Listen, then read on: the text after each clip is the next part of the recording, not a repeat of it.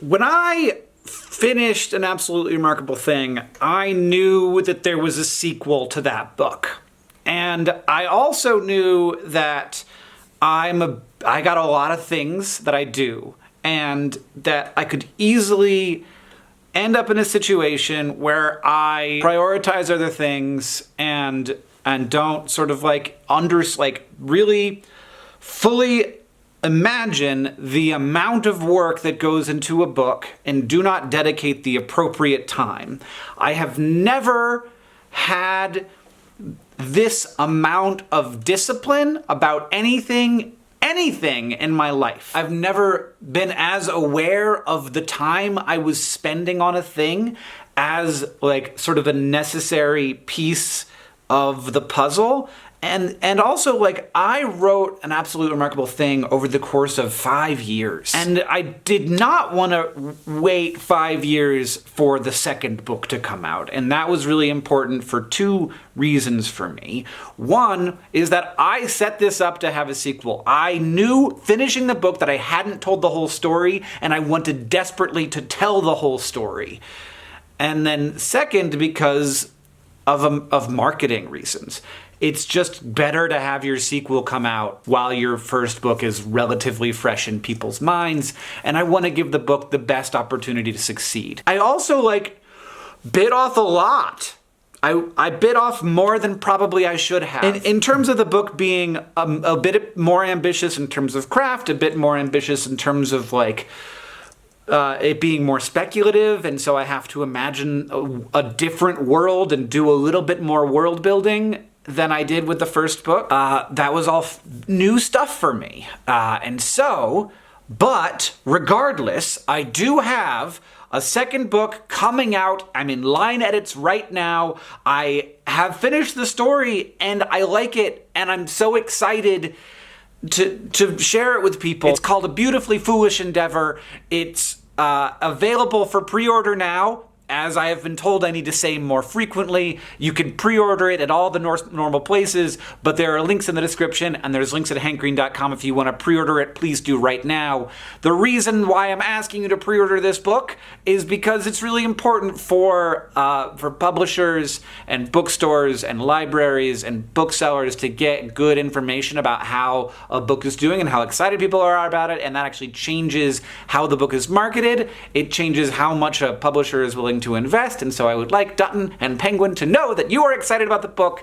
Now, of course, there are lots of people who will not and cannot pre-order it. That's fine, but that's why I push it. That's why people say, please pre-order my book. There's a reason why. The book does not have a cover yet. People were like, wow, what a simplistic cover you went for. No, that's not it. There will be a cover, but it has a name and it has a release date, and that release date is July 7th, 2020. So, I want to answer some questions. Let's do that. When is the second book set? Well, the first book is not set. It's not like a clear time when the first book is set. It's more or less set in a universe that is different from ours, but roughly now.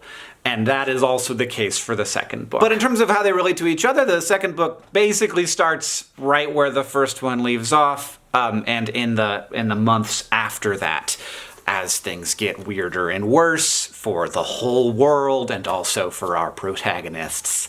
It's wild. It's a ride. Who's my favorite character in the second book? That's very mean. I'm not going to answer that question. I probably have an answer for that question, but I feel bad saying it out loud. There will be an audiobook. It will come out the same day as the book. That's how things work these days. With major releases in English anyway. I actually have no idea if this book has come out in other languages besides English in audio format.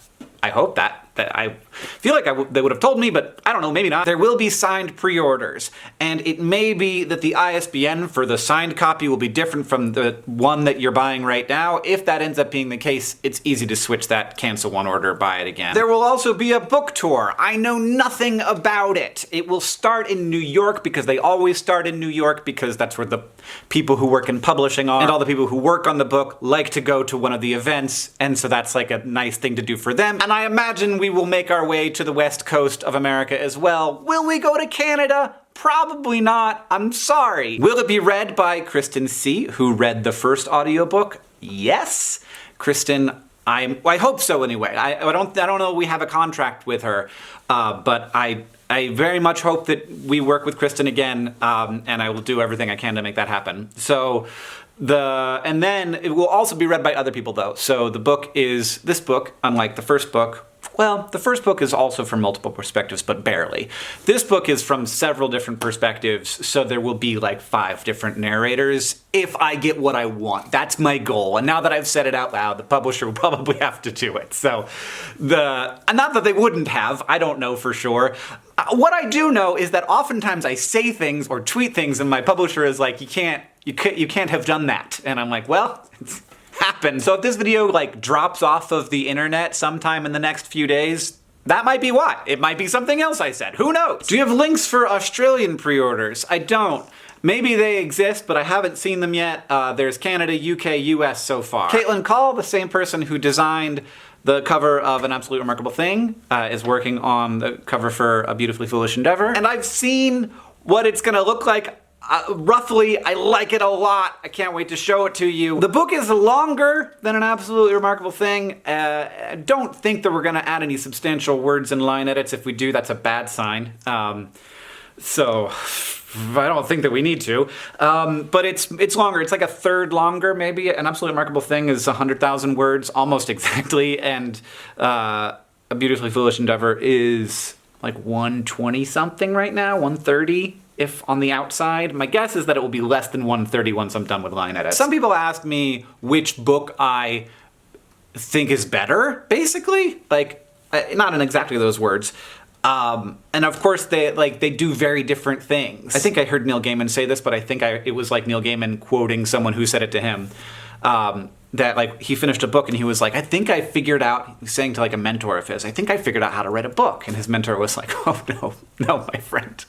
Oh boy, no, you figured out how to write that book. And then you have to figure out how to write the next book. And like this was a labor because it does different things and it does it in a different way. And it's sort of more ambitious in terms of like what it's trying to do and also sort of more just like, in terms of craft, more ambitious. Like it's just a much more difficult thing to write from multiple perspectives to try and keep the arc of the story sort of at the same place for all the different people at the same time, which was really fun, but was a lot of work and required a lot of like, okay, you're gonna have to go over here now, and this whole thing, nope, this is gone now. So that's the basics. If you want more of the entire synopsis, there is, every place you can go to pre-order the book will have that synopsis that my editor and I have been working on for a month. I don't really understand how I did this, but I'm really happy that I did, and I still have a lot of work to do, and I need to go do it right now. So you know what? HankGreen.com for those pre-order links. You don't get charged until the book ships. I'm gonna go do some line edits.